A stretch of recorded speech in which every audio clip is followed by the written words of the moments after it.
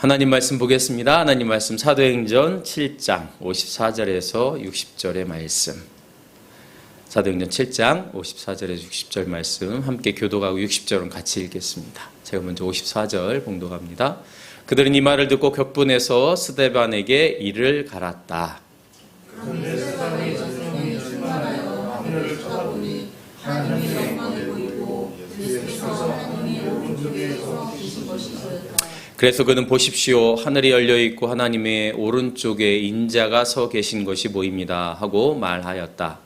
사람들은 귀를 막고 큰 소리를 지르고 일제히 스데반에게 달려들어서 그를 성 밖으로 끌어내어 돌로 쳤다. 증인들이 옷을 벗어서 사울이라는 청년의 발 앞에 두었다. 사람들이 스데반을 돌로 칠 때에 스데반이 주 예수님 내 영혼을 받아주시오 하고 부르짖었다. 함께 봉독합니다. 그리고 무릎을 꿇고서 큰 소리로 주님이 죄를 저 사람들에게 돌리지 마십시오 하고 외쳤다. 이 말을 하고 스데반은 잠들었다. 아멘. 여러분 그 예전에 산기도 같은 거 혹시 가보셨어요? 산기도?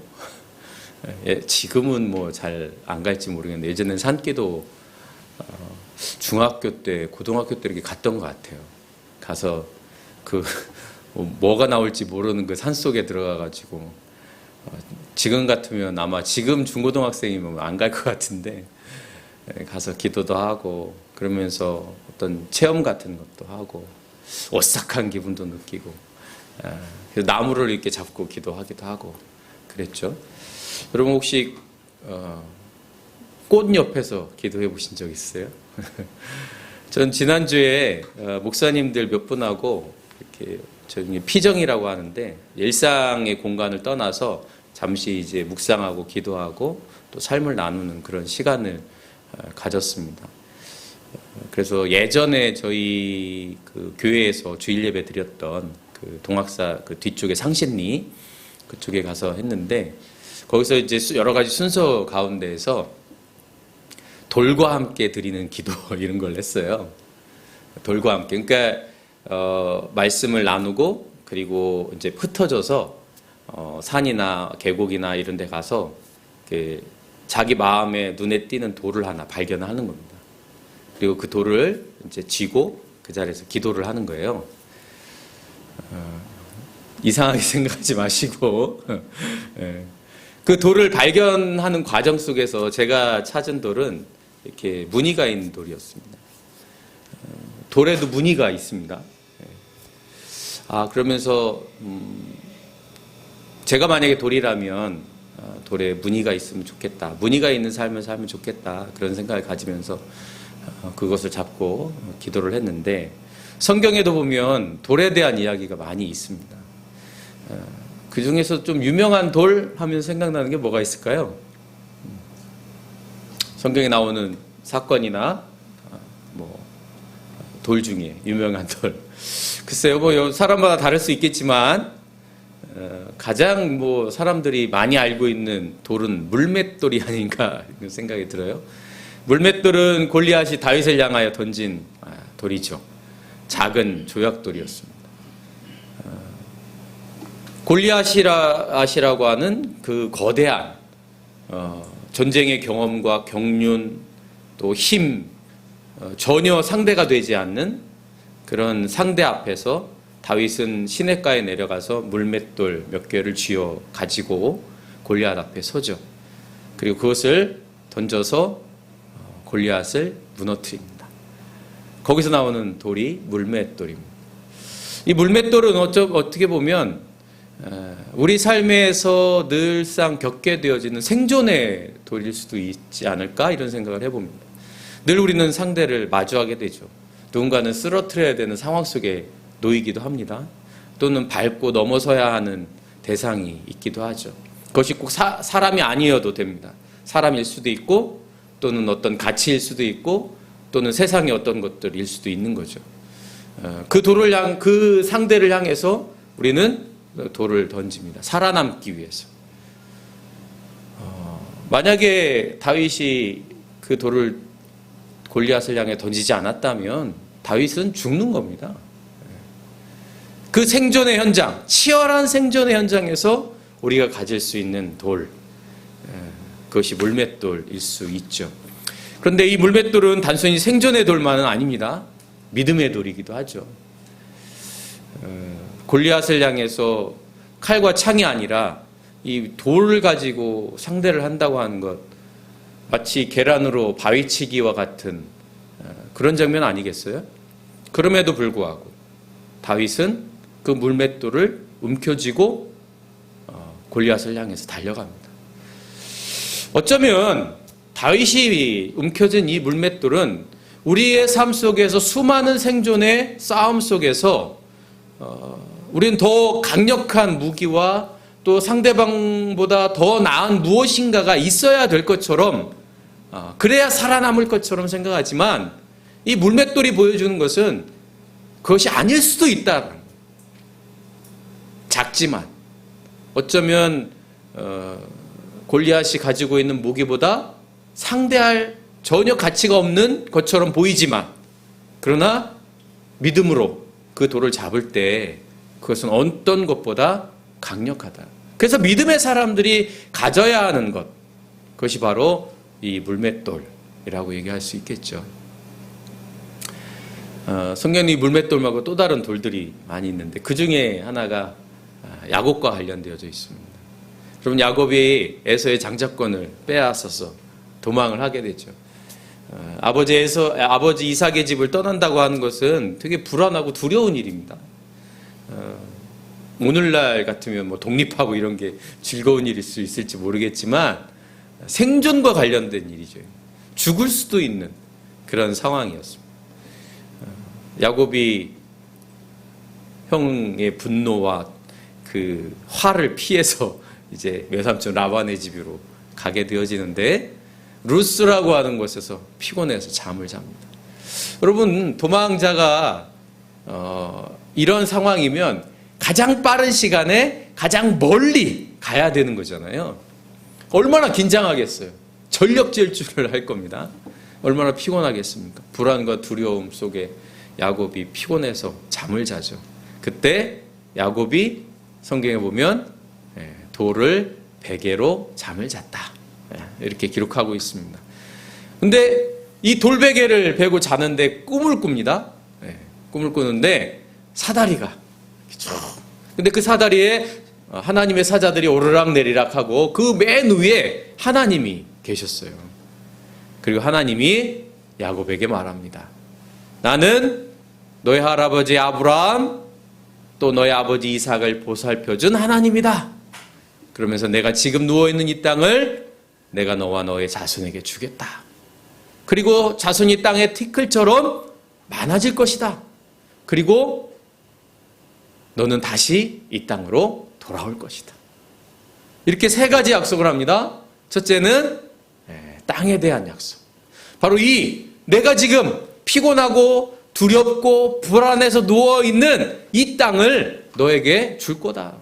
그것은 사실 아브라함에게 약속했던 약속의 말씀이죠. 그래서 아브라함과 이삭에게 약속했던 그 말씀을 너를 통해서 이루어 주겠다. 땅에 대한 약속. 두 번째는 자손에 대한 약속이죠. 너의 자손이 이 땅의 티끌처럼 많아질 것이다. 이것 또한 아브라함을 통해서 약속하신 말씀이죠. 세 번째가 안전에 대한 약속입니다. 내가 반드시 다시 돌아올 것이다. 안전하게 돌아올 거예요. 여러분, 야곱에게 이 약속, 하나님께서 약속하신 이 약속이 얼마나 위안이 됐겠습니까? 불안하고 두렵고 앞을 알 수 없는, 미래를 알 수 없는 그런 상황 속에서 하나님이 이러한 약속을 하시죠. 야곱이 잠에서 깨어납니다. 그리고 자신이 베고 누웠던 그 돌베개, 그것을 가지고 어떻게 합니까? 그것을 기둥으로 삼아서 제단을 쌓고 하나님께 약속을 하죠. 하나님, 제가 하나님의 말씀대로 이곳에 다시 온다고 하면 내가 가지고 있는 것의 10의 1을 하나님께 드리겠습니다. 우리가 잘 아는 것처럼 그 약속은 성취되어지고 야곱은 하나님께 10의 1을 드리게 됩니다. 야곱이 베고 누웠던 그 돌베개, 여러분 돌베개라고 하는 것이 여러분 돌베개에 누워서 자보셨어요 혹시? 딱딱합니다. 차갑습니다. 마치 야곱의 인생처럼 그 돌베개는 그에게 안식을 줄 수 있는 물질이 아닙니다. 그러나 그 돌베개를 통해서 잠이 들고 꿈을 꾸고 그리고 그 돌베개를 통해서 하나님께 제사를 지내는, 제단을 만드는 귀한 재료가 되어지죠. 어쩌면 우리의 삶 속에 이 물맷돌과 같은 또는 야곱의 돌베개와 같은 그런 돌들이 있을 수 있습니다. 때로는 힘이 되고 위로가 되고 때로는 이 세상을 이길 수 있는 단단한 어떤 것들인 것이죠. 그러나 여러분, 우리의 인생에는 그런 것만 있지 않습니다. 견딜 수 없는 무게감으로 우리에게 주어지는 돌들이 있죠. 그 돌들은 때로는 모욕의 돌이기도 하고요. 비난과 조롱, 폭력의 돌이기도 합니다. 지금도 그렇지만 여러분 예전에도 그런 돌들은 수없이 많았습니다. 모세가 이스라엘 백성들에게 돌에 맞아 죽을 뻔한 일들 여러분 기억하시죠? 지도자였습니다. 이스라엘 백성들을 노예의 삶에서 자유인의 삶으로 하나님의 백성으로 이끄는 그 모세였습니다. 자기의 땅 하나도 없었던 그들에게 가나안이라고 하는 땅을 허락하신 하나님을 향해 나아가는 그 발걸음 속에서도 모세는 이스라엘 백성들이 물이 부족하고 잠자리가 불편하고 먹을 것이 부족할 때마다 화를 내고 돌에 맞아 죽을 뻔한 사건이 있었습니다. 하나님이 부르신 수많은 예언자들도 돌에 맞아 죽을 뻔했습니다. 예수님도 예외가 아니었습니다. 종교적 지도자들에게 신성모독이라고 하는 죄를 통해서 그들이 생각하는 율법을 어겼다고 돌에 맞아 죽을 뻔하기도 했습니다. 여러분, 돌에 맞아 죽는 일 선하다고 정의롭다고 벌어지지 않는 일들이 아닙니다. 오늘날도 마찬가지죠. 오늘날에는 훨씬 더 교묘하고 훨씬 더 많은 돌들이 우리에게 던져집니다. SNS나 사이버를 통해서. 여러분, 수많은 비난의 돌들, 언어들이 얼마나 쏟아집니까? 뭐 하나 잘못하기만 하면 그냥 막 쏟아지는 돌 때문에 때로는 극단적인 선택을 하는 사람들도 있습니다. 오히려 예전보다 더 많은 사람들이, 나라, 국가와 국가를 넘어서서 돌들을 던지는 것이 사실입니다. 그 돌들 때문에 자신의 인생을 포기하고 또는 숨어 들어가고 때로는 말할 수 없는 상처와 아픔 속에서 자신의 삶을 내려놓는 일들도 우리는 주변에서 많이 봅니다. 여러분도 그런 경험 하셨습니까? 아무것도 아닌 것 같은데, 아니면 오해 때문에 생기는 그런 것들 때문에 관계가 끊어지고 때로는 다른 사람에게 이상한 소문들이 난다든지 그런 것들 때문에 수많은 돌에 맞아본 경험들. 우리의 인생에는 그렇게 우리를 무너지게 하고 힘들게 하고 상처받게 하고 그런 돌들이 훨씬 더 많습니다. 믿음의 사람들에게도 예외는 아니라는 것이죠. 때로는 하나님의 이름으로 돌을 던지기도 하고요. 정의의 이름으로, 사랑의 이름으로 돌을 던지기도 합니다. 지금 스데반이 맞고 있는 돌이 바로 그런 돌이었을 겁니다. 스데반이 사람들에게 돌을 맞을 때 그들은 그것을 당연하게 생각했습니다. 그들은 그것을 하나님을 위한 일이라고 생각했고 또 하나님이 기뻐하시는 일이라고 생각했습니다. 혐오의 돌, 폭력의 돌, 사람들은 그것을 던지는 것을 주저하지 않았습니다. 그것이 정의라고 생각했고 그것이 하나님의 뜻이라고 생각했기 때문이죠. 오늘날에도 우리는 그런 것들을 많이 경험합니다. 정의, 하나님의 이름으로 쏟아지는 수많은 총알과 또 폭력적인 현장들을 보게 되죠. 얼마 전에 여러분 TV를 통해서 보셨는지 모르겠지만 유대인이 수녀를 폭행했던 사건이 있었습니다. 예루살렘에서 벌어진 사건이었어요. 혐오의 돌이죠. 그렇게 지금 이스라엘 유대인들이 극우화되어져 가고 있다는 거예요. 다른 종교에 대해서 기독교에 대한 혐오의 말들도 서슴없이 하고 예수상을 망치로 부순다든지 이런 일을 서슴없이 하고 있죠. 사실 그들이 어떤 사람들입니까? 여러분 유대인의 역사를 보면 유대인들이 혐오의 대상이 되어졌던 시대가 있었습니다. 그러니까 기독교가 로마의 국교가 되어지고 그리고 유럽에 퍼졌을 때에 유대인들이 디아스포라가 되어졌잖아요. 세계에 많이 흩어져 있습니다. 그 당시에는 기독교 왕국이었잖아요. 기독교인들의 입장에서 보면 예수를 죽인 유대인들, 그들은 혐오의 대상이었습니다. 그래서 수많은 사람들이 유대인들이 사실 억울한 일을 당했습니다. 직업을 가질 수가 없어요.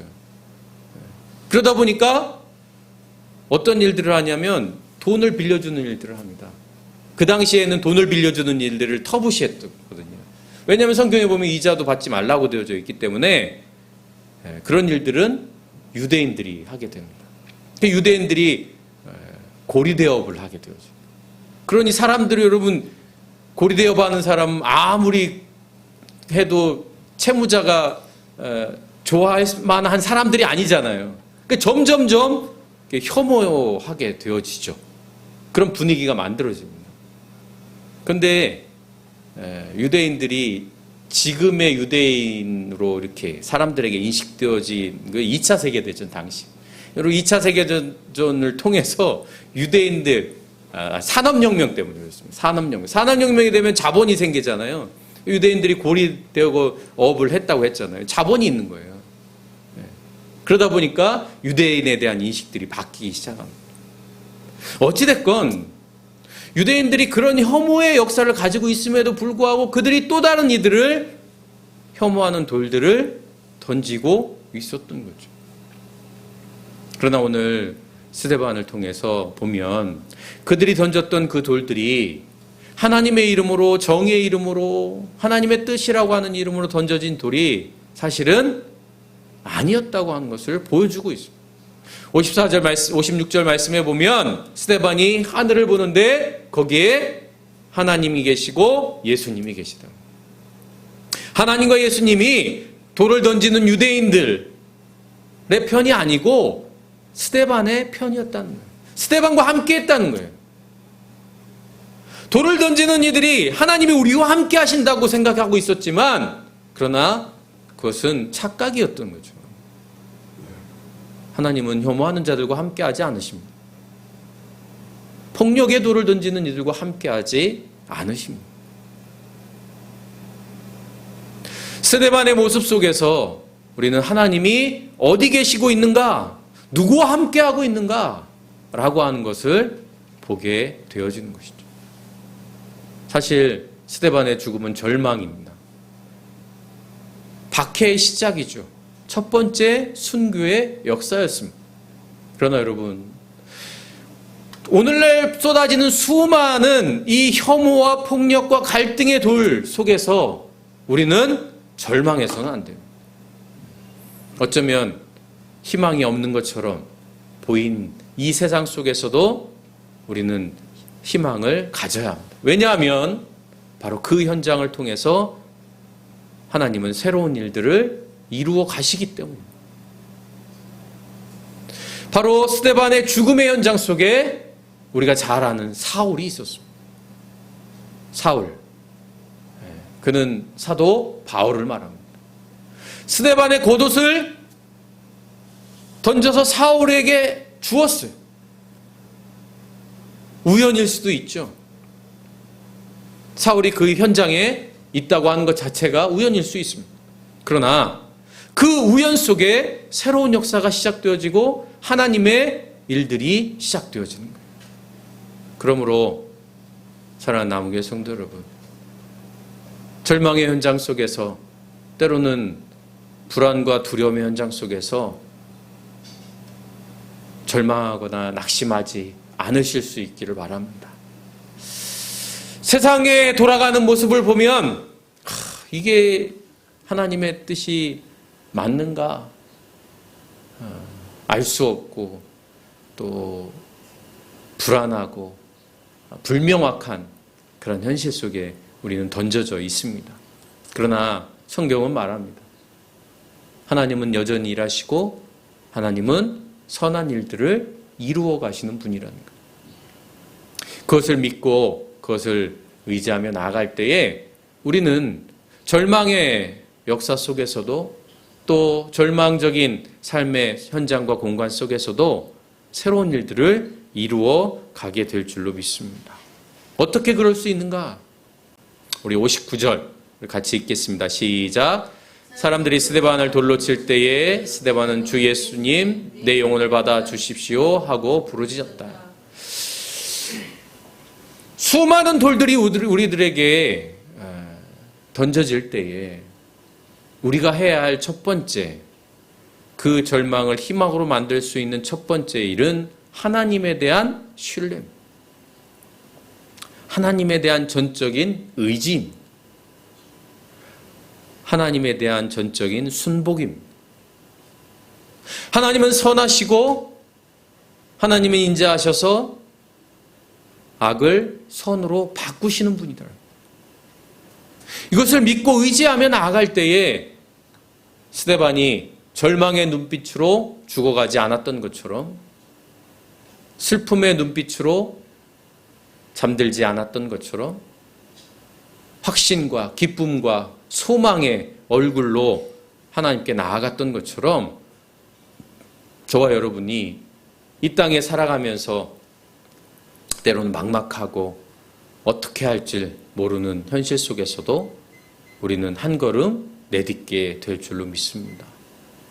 우리가 알지 못하는 다양한 방법을 통해서 하나님은 새 일을 하시는 거죠.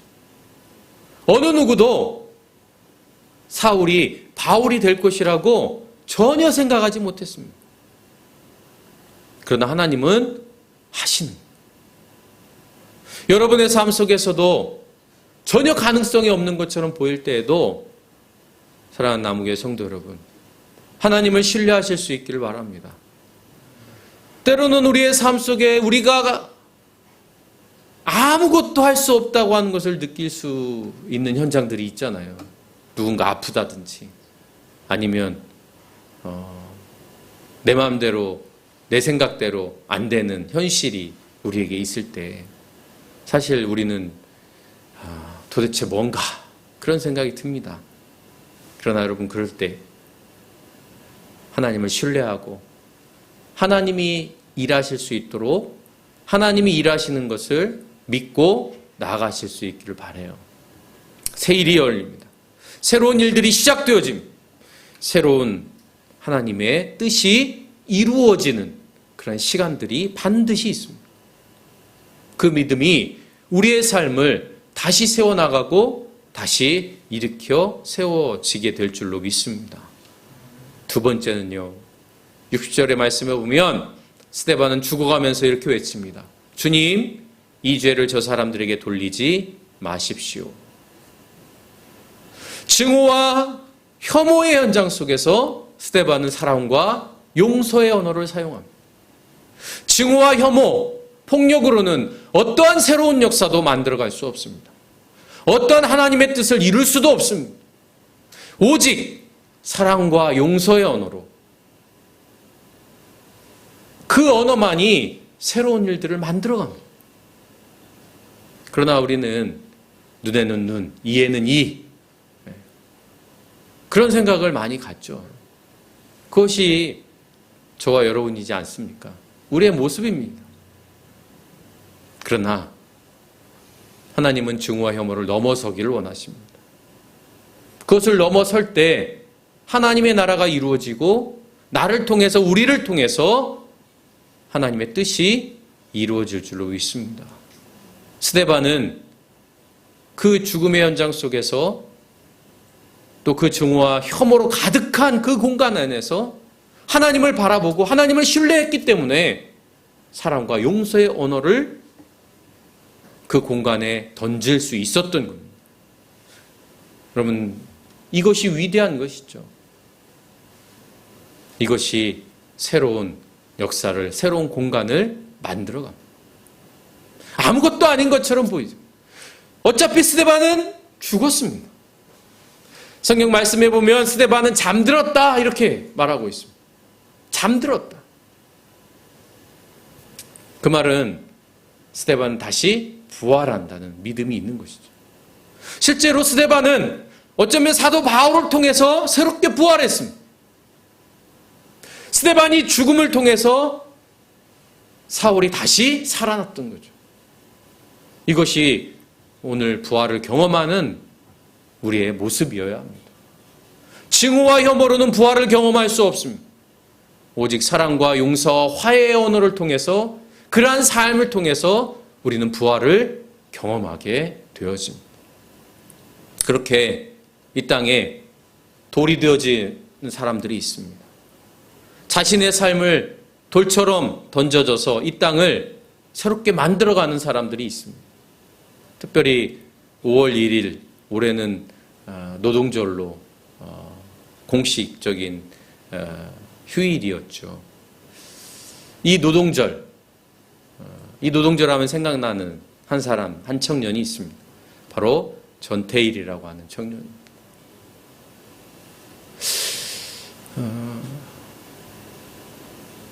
전태일이라고 하는 이 청년이